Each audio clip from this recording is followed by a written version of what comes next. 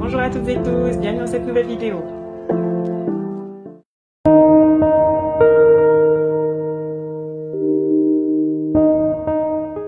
Dans la première partie, j'ai essayé d'identifier des causes possibles de peur en lien avec la médiumnité.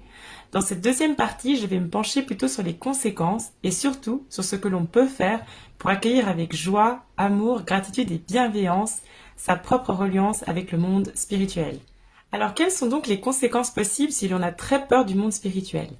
Si on a très peur et qu'on demande par exemple à ne plus rien voir, à ne plus rien entendre, à ne plus rien ressentir, on peut être amené effectivement à être complètement coupé de sa part intuitive.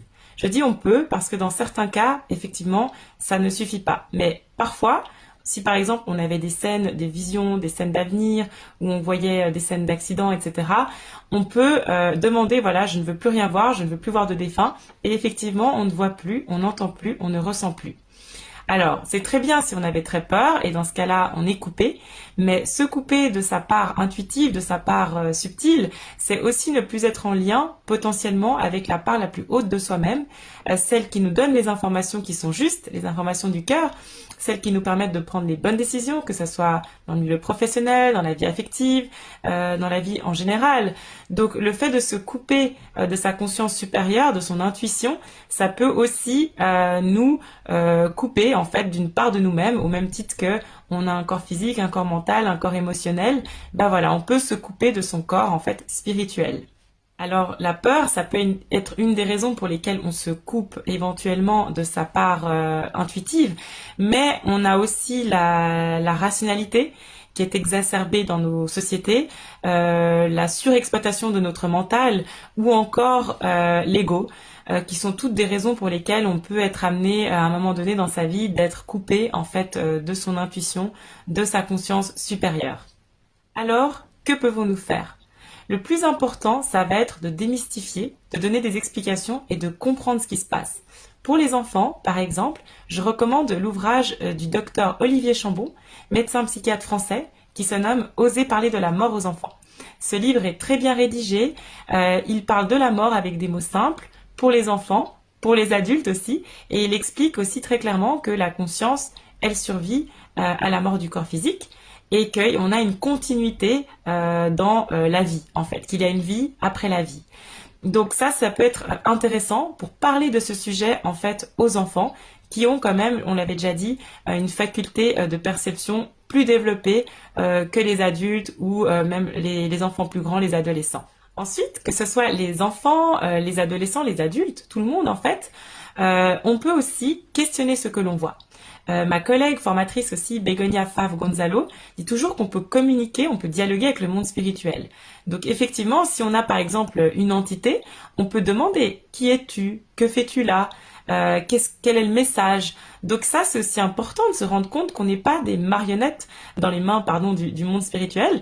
Nous sommes des êtres libres, souverains, autonomes, qui disposons du libre arbitre. Et on a le droit de communiquer. Donc ça, c'est aussi important de se rappeler, si on voit quelque chose, de questionner. Qu'est-ce qu'on voit, pourquoi, etc. Poser des questions. Après, c'est bon aussi de se rappeler, si par exemple les phénomènes ne s'arrêtent pas, c'est important de se questionner qu'est-ce qui se passe aussi dans notre vie à ce moment-là. En effet, plus on va être dans des situations de vie compliquées, on a des difficultés au travail, on a des difficultés de santé, on a des difficultés relationnelles avec les amis, la famille, le compagnon, la compagne. Tout ça, ça peut générer aussi des émotions négatives. Et toutes ces émotions négatives, si elles sont très fortes et qu'elles sont régulièrement alimentées, elles peuvent former donc un égrégore. Donc c'est comme si l'émotion, elle se densifie dans la matière. Donc ça, c'est intéressant de le savoir parce que du coup, si on a un pouvoir créateur pour créer par exemple une entité, un monstre entre guillemets, ça veut dire qu'on peut aussi arrêter d'alimenter ses pensées. Des fois, il va falloir peut-être avoir de l'aide, donc se faire aider auprès d'un psychothérapeute, d'un psychologue, d'un psychiatre. Mais c'est important de savoir qu'on a un pouvoir créateur et que celui-ci va dans les deux sens.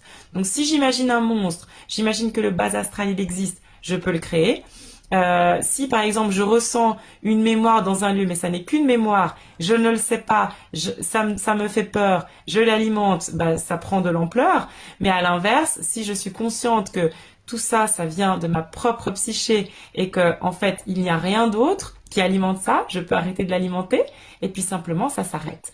Donc changer l'énergie d'un lieu, en changeant la décoration, en changeant peut-être la peinture, en mettant de la joie dans une pièce, en mettant de la musique. C'est tout des petites choses qui vont vraiment changer l'énergie d'un lieu, changer l'énergie d'une pièce et faire cesser en fait tout phénomène. Donc lorsque les défunts se manifestent, en général, ils le font avec finesse, avec humour. Lorsque les manifestations, elles sont grossières, elles sont effrayantes, en général, c'est que ça vient de nous. Donc ça, c'est aussi important de s'en rappeler. Eux, ils sont pas là pour nous faire peur et s'ils le font, c'est vraiment maladroit. C'est pour ça qu'on peut vraiment leur demander à communiquer l'information autrement, plus doucement, avec d'autres images, d'une autre manière. Et ça sera entendu, reçu 5 sur 5. Pour développer sur ce sujet, je recommande aussi un livre qui s'appelle L'au-delà sans peur de la médium et formatrice Denise Kikou-Guillian. Ce livre aussi parle très bien de tous ces phénomènes et aussi de tout l'aspect culturel, religieux. Donc voilà, il met la lumière que effectivement, l'au-delà, c'est un monde de lumière, c'est un monde d'amour, de paix, et qu'il n'y a vraiment pas lieu d'y mettre toutes les peurs que l'on hérite, toutes les peurs, les on-dit, les peurs culturelles, etc., etc. Donc c'est un livre super que je recommande également sur ce sujet. Enfin, j'aimerais conclure avec cette citation de la médium Begonia Fav Gonzalo qui dit que si une croyance nous fait peur, c'est que cette croyance n'est pas bonne pour nous. Je suis vraiment de son avis. Si on est dans la peur, si on est maintenu dans la peur, alors il est temps de changer cela. C'est intéressant aussi de savoir que quand on fait des stages en médiumnité, qu'on fait des formations, et par exemple chez Begonia, dans son école Le Camango, on est vraiment sur de l'expérimentation. Donc même si voilà vous écoutez ma vidéo, le mieux évidemment c'est d'expérimenter, c'est de vivre ces phénomènes mais avec un autre regard. Et là on se rend compte que vraiment tout est question de perception. Donc je vous encourage vivement à suivre voilà des journées de stage, d'expérimenter, de faire des visites et de vous rendre compte par vous-même que le monde spirituel c'est de l'amour, c'est de la lumière. La médiumnité c'est vraiment entrer dans l'espace sacré du cœur. Être en reliance avec nos défunts, avec les gens qu'on a aimés, avec notre propre conscience supérieure, c'est pour le plus grand bien de tous, c'est pour être guidé, c'est pour être accompagné sur notre chemin de vie terrestre et vraiment c'est dommage quand on se coupe de tout cela parce qu'on a des peurs qui sont parfois en plus irrationnelles. Voilà, j'ai mon chat qui vient vous faire un petit coucou. Donc je pense qu'elle est d'accord. Donc je vous remercie de m'avoir suivi. J'espère vous revoir à une prochaine occasion et je vous souhaite tout de bon pour la suite. Et voilà, elle vous fait un petit coucou.